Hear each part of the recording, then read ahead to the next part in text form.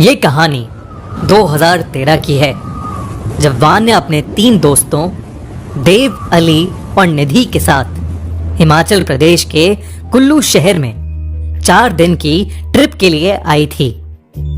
उनकी ट्रिप के आखिरी दिन दशहरे का त्योहार था और कहते हैं कि कुल्लू का दशहरा पूरे इंडिया में बहुत फेमस है। इसलिए वान्या ने अपने दोस्तों से जिद करी कि अपने घर दिल्ली जाने से पहले वो ये मेला देखना चाहती है। सब खुशी खुशी मान गए और अपना सारा सामान गाड़ी में रखकर मेले के लिए निकल गए। वो अब मेले से कुछ ही दूर थे कि उन्हें लगा कि जैसे उनकी गाड़ी के टायर के नीचे कुछ आ गया हो।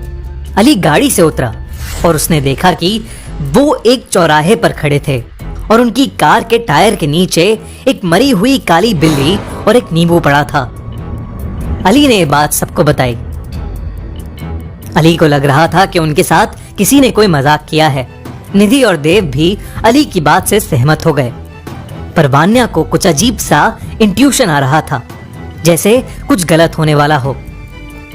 वान्या किसी को कुछ बताती उससे पहले ही अली गाड़ी में बैठा और गाड़ी चलाने लगा। वो लोग कुछ ही दूर पहुंचे थे कि उनकी गाड़ी अचानक से रुक गई। देव ने बाहर निकलकर देखा तो गाड़ी का वही टायर फट गया था जिसके नीचे वो बिल्ली और नींबू आए थे। ये देखकर सबने डिसाइड किया कि मेला थोड़ी ही दूर है और वो चारों वहां तक वॉक करके चले जाएंगे। चलते चलते निधि को फील हुआ कि जैसे उसे कोई वापस गाड़ी के पास बुला रहा है और वो बार बार पीछे मुड़कर देखने लगी। वान्या के साथ साथ चलते हुए देव ने नोटिस किया कि वान्या के जूतों पर खून लगा है। उसने वान्या से उस बारे में पूछा, पर वान्या ने कोई जवाब नहीं दिया। तभी अली अचानक से चलते चलते गिर पड़ा। उसके दोस्त उस पर हंसने लगे, लेकिन अली ने उठकर कहा कि किसी ने तो उसे धक्का दिया। सब ये सुनकर थोड़े हैरान हो गए, क्योंकि उन चारों के अलावा वहां कोई नहीं था। तभी दूर से उन सभी को वान्या के चिल्लाने की आवाज आई। उन्होंने पलट कर देखा तो दूर पीछे से वान्या भागती हुई आ रही थी। ये देखते ही देव, निधि और अली के पैरों तले जमीन खिसक गई। जो वान्या उनके साथ अभी तक चल रही थी अब वहां नहीं थी।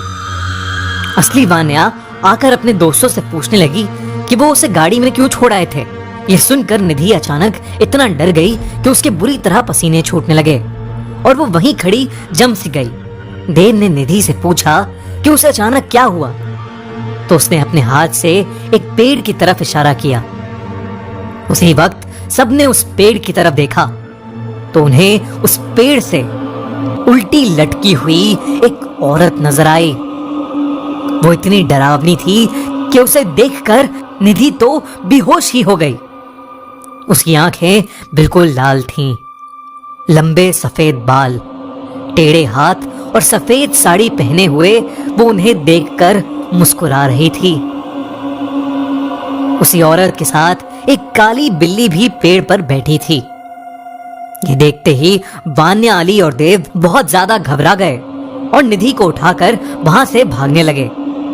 भागते हुए वो भीड़ से भरे दशहरे के मेले में पहुंच गए। वहां जाकर उन्होंने निधि को जगाया और वो डर के मारे एक सदमे में चली गई थी।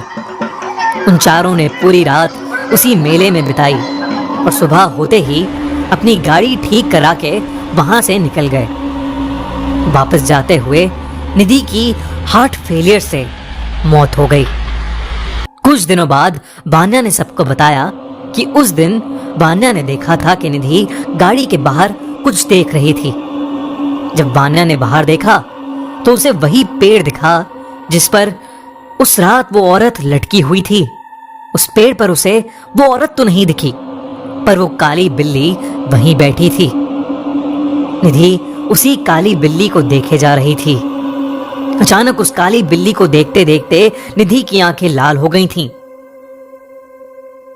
निधि वान्या को देखकर वैसे ही मुस्कुराए जा रही थी जैसे उस रात वो औरत मुस्कुरा रही थी। उसके कुछ ही देर बाद निधि हार्ट फेलियर से मर गई। उस दिन निधि को देखकर वान्या इतनी डर गई थी कि वो किसी से कुछ बोल ही नहीं पाई और उन तीनों ने अपनी प्यारी सी दोस्त निधि को हमेशा हमेशा के लिए खो दिया। ये खौफनाक किस्सा वो तीनों शायद जिंदगी भर नहीं भूल पाएंगे। और अगर आप कभी उस रास्ते से कुल्लू जा रहे हो तो सफेद साड़ी वाली औरत और उस काली बिल्ली से सावधान रहें।